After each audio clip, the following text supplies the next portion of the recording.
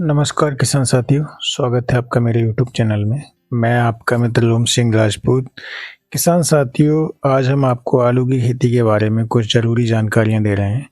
किसान साथियों, आलू की खेती का अभी जो समय है, इसमें अगर बात करें तो आलू की फसल ज़्यादातर लोगों की 2 महीने की या 2 महीने से कुछ ऊपर की हो गई है। लेकिन जिस खेत के बारे में बात कर रहे हैं, ये खेत आपका अभी पूर्णतः 60 दिन की ये फसल हो पाई है, यानी 2 महीने की ये फसल हो गई है और इसमें 3 सिंचाइयाँ अब तक की जा चुकी हैं और चौथी सिंचाई का समय इसका जो है वो लगभग 1 सप्ते में चौथी सिंचाई का समय इसका हो पाएगा। तो किसान साथियों, ज़रूरी जानकारियों में हम आपके लिए कुछ बताना चाहते हैं। जैसा कि ये जो समय है, इस समय पे आलू की फसल है वो अच्छी खासी चल रही है। अभी इसमें 2 स्प्रे की जा चुकी हैं। एक आपकी M45 की शुरुआत में की थी। M45 की स्प्रे के साथ कुछ इसमें आपके लिए कीटनाशक की मात्रा भी देनी ज़रूरी होती है। तो कीटनाशक में आपके लिए कौन से कीटनाशक लेने चाहिए? सबसे पहली बात तो ये है कि कीटनाशक लगाने की आवश्यकता क्यों पड़ती है। तो किसान साथियों, हमारी जो आलू की फसल है उसका जो तना है वो बहुत ही ज़्यादा कोमल होता है और जो इल्लियाँ होती हैं, इल्लियाँ तने को नुकसान पहुंचाने में काफ़ी ज़्यादा हानिकारक होती हैं और तने को बहुत ज़्यादा इल्लियाँ नुकसान पहुंचाती हैं।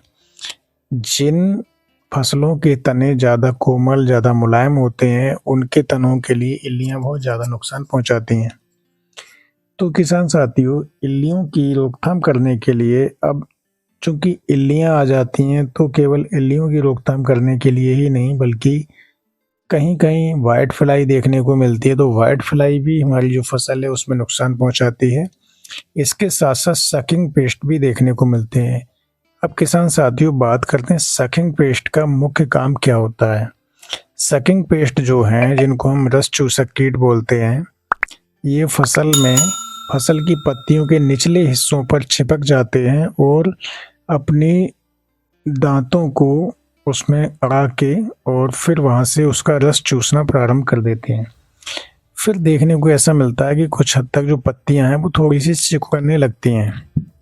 तो इस समस्या को दूर करने के लिए हमको जाहिर है कि इमिडाक्लोप्रिड एक दवा आती है, रासायनिक दवा है। इसका छिड़काव करने से फसल में जितने भी रस चूसक कीट होते हैं तथा इल्लियाँ, दोनों के लिए कंट्रोल करने में काफ़ी ज़्यादा मददगार है। तो किसान साथियों, इसमें M45 के साथ साथ इमिडाक्लोप्रिड का भी स्प्रे किया गया है, जिससे कि जितने भी रस चूसक कीट हैं या इल्लियाँ हैं या जो भी हानिकारक कीट हैं फसल को नुकसान पहुंचा रहे हैं, उनकी रोकथाम आसानी से की जा सके। अब किसान साथियों, सिर्फ M45 की बात नहीं है, क्योंकि फसल की पहले से ही हमारे लिए अच्छे से देखरेख करनी होती है। जब फसल में रोग आ जाता है तब अगर हम कोई भी दवा लगाते हैं तो उससे उतना ज़्यादा इजाफा नहीं हो पाता है और रोग को कंट्रोल करने में भी समय लगता है। नॉर्मली अगर कोई भी बीमारी फसल में लग जाती है तो उसको कंट्रोल करने में कम से कम 1 सप्ताह से लेके 12 से 15 दिन तक का टाइम लग जाता है। तो उतने दिन की पौधे की जो वृद्धि होती है वो भी कहीं ना कहीं प्रभावित होती है, जिससे कि सीधा सा उसका प्रभाव हमारे उत्पादन पे पड़ता है। तो हमको ये विशेष ध्यान रखना चाहिए कि पहले से ही हम ऐसा उपाय करके चलें जिससे कि हमारी फसल में रोग लगे ही ना। तो उसके लिए प्री प्लान है और उसके लिए पूरी गाइडलाइन हमारी फसल की दी गई है और गाइडलाइन के अनुसार हम आपको समय समय पर वीडियो के माध्यम से जानकारियाँ भी देते रहते हैं कि कब क्या लगाना चाहिए, कब क्या नहीं लगाना चाहिए। तो इसी क्रम में हम आपको बताते हैं कि दूसरी स्प्रे है, उसमें आपके लिए थायोफिनाइड मिथाइल और आपके लिए कार्बेंडाजिम प्लस मैंकोजेब का छिड़काव करना चाहिए। कार्बेंडाजिम प्लस मैंकोजेब के लिए जो है हम साफ ले सकते हैं। साफ बहुत अच्छा काम कर दी, इसमें कार्बेंडाजिम और मैंकोजेब दोनों पाए जाते हैं। इसके साथ साथ कुछ मात्रा में हमारे लिए सल्फ़र भी देनी होती है। सल्फ़र की मात्रा की बात करें तो स्प्रे फॉर्म में हम सल्फ़र के लिए 200 ग्राम प्रति बीघा के हिसाब से सल्फर को दे सकते हैं। तो 200 ग्राम प्रति बीघा के हिसाब से हम सल्फर को देंगे तो ये पर्याप्त मात्रा हो जाती है स्प्रे के रूप में, और बहुत ही अच्छा काम करती है, जिससे कि हमारी पौधों की शाखाएं हैं वो अच्छे से हरी भरी रहती हैं और फसल की वृद्धि भी ठीक होती है तथा फसल में जो रोगों से लड़ने की क्षमता है वो भी बनी रहती है। तो किसान साथियों, सल्फर की मात्रा के लिए भी हम 200 ग्राम प्रति बीघा के हिसाब से लगाएं। इसके साथ साथ किसान साथियों 05234 जिसमें कि आपका नाइट्रोजन नहीं होती है लेकिन फास्फोरस और पोटास पाई जाती है।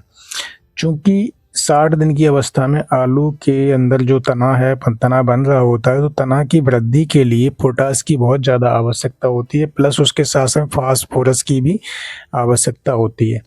चूँकि पोटास और फास्फोरस जो है ये अचल तत्व होते हैं, ये चल तत्व नहीं होते हैं, तो इनके लिए हम ऊपर से स्प्रे के माध्यम से देंगे तभी ये पूर्णतः फायदा कर पाएंगे। ज़मीन में एक बार दे देते हैं लेकिन बाद में यूरिया तो दिया जाता है नाइट्रोजन देने के लिए, मोस्टली फास्फोरस और पोटास के लिए किसान भाई नहीं देते हैं।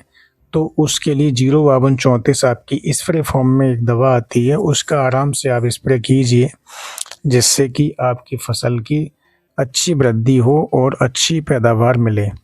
इसके लिए हमारे लिए 05234 की बात करें तो ये जो है वो आपकी पाउडर फॉर्म में आती है और इसका छिड़काव हम आराम से कर सकते हैं। इसकी जो मात्रा है वो 3 किलोग्राम प्रति एकड़ की दर से इसकी मात्रा के लिए हम लगा सकते हैं। 3 किलोग्राम प्रति एकड़ पर्याप्त हो जाती है। इसकी भी हम स्प्रे करेंगे तभी अच्छा फ़ायदा मिल पाएगा। तो किसान साथियों 05234 के लिए हम 60 दिन की अवस्था पे इसका छिड़काव करें। इसके साथ साथ कुछ माइक्रो न्यूट्रिएंट्स होते हैं, उनका भी हमारे लिए फसल में उपयोग करना चाहिए। माइक्रो न्यूट्रिएंट के लिए अगर हम ग्रैनुअल के रूप में ले रहे हैं तो उनके लिए हम बुरकाव भी कर सकते हैं, या फिर अगर लिक्विड फॉर्म में ले रहे हैं तो फिर उनका भी हम छिड़काव कर सकते हैं। लिक्विड फॉर्म की बात करें तो लिक्विड फॉर्म में आपके बहुत सारे माइक्रो न्यूट्रिएंट आ रहे हैं तो उनका भी यूज कर सकते हैं। वैसे एक सीवीड और फोलिक एसिड और हमारा अमीनो एसिड की पूर्ति करने के लिए भी हमारे लिए कुछ जो आपके बायो उर्वरक हैं उनको देना चाहिए। जैसे कि बायो में आपकी सागर का आती है, वो अच्छा काम करती है, तो उसका हम स्प्रे कर देते हैं तो फसल के लिए काफ़ी लाभ देखने को मिलता है, जिससे कि फसल हरी भरी रहती है और इसके साथ साथ इसका उत्पादन में भी वृद्धि मिलती है। बायोविटा भी एक आती है, बायोविटा आपका लिक्विड फॉर्म में आता है, तो इसका भी छिड़काव करने से हमें काफ़ी हद तक लाभ मिलता है। तो किसान साथियों, ये मैंने आपके लिए कुछ ज़रूरी पोषक तत्वों के बारे में बताया जो कि ज़रूरी थे और इनके बारे में आपको समझना बहुत ज़रूरी है, और आप वीडियो को पूरा देखा करें जिससे कि आपको संपूर्ण जानकारियाँ अच्छे से मिल सकें और आपके लिए जो भी वीडियो देख रहे हैं उससे आपको कुछ अच्छी जानकारी उपलब्ध हो, जिससे कि आप अपनी फसल में उनका उपयोग करके, उनका अप्लाई करके अपनी फसल में और कुछ आप फ़ायदा प्राप्त कर सकें। तो ये बहुत ज़रूरी है। स्प्रे करते समय कुछ ज़रूरी बातें हैं, उनके बारे में विशेष ध्यान रखना चाहिए। स्प्रे करते समय हमारे लिए पानी की मात्रा कम नहीं लेनी चाहिए। पानी हमें कम से कम 1 एकड़ में 200 लीटर पानी लगाना बहुत आवश्यक है। इससे कम अगर पानी लगाते हैं तो दवा अच्छे से घुल नहीं पाती और अच्छे से दवा का जो भी घोल है, जो सॉल्यूशन है, वो बढ़िया नहीं बन पाता है, जिससे कि उसका असर जो है वो फसल पे उतना अच्छा नहीं हो पाता है। तो ये विशेष ध्यान रखना चाहिए कि पानी के बारे में बिल्कुल भी कोई कोताही ना बरतें। पानी अच्छी मात्रा में हमें लगाना चाहिए, यानी 200 लीटर के लगभग प्रति एकड़ के हिसाब से पानी हमें लेना चाहिए, जिससे कि अच्छे से दवा हमारी फसल पे पूरी पे फैल सके। जितनी भी हम कोई भी कीटनाशक या फंजीसाइड लगा रहे हैं तो उसके साथ में हमारे लिए कोई भी अच्छा स्टिकर या स्प्रेडर ज़रूरी है, जिससे कि दवा का जो स्राव है वो अच्छे से पूरा हो सके और दवा अच्छे से चिपक जाए। तो किसान भाइयों, ये मैंने आपके लिए कुछ जानकारी दी और ज़ाहिर है जानकारी अच्छी लगी होगी। नमस्कार, जय हिंद, वंदे मातरम।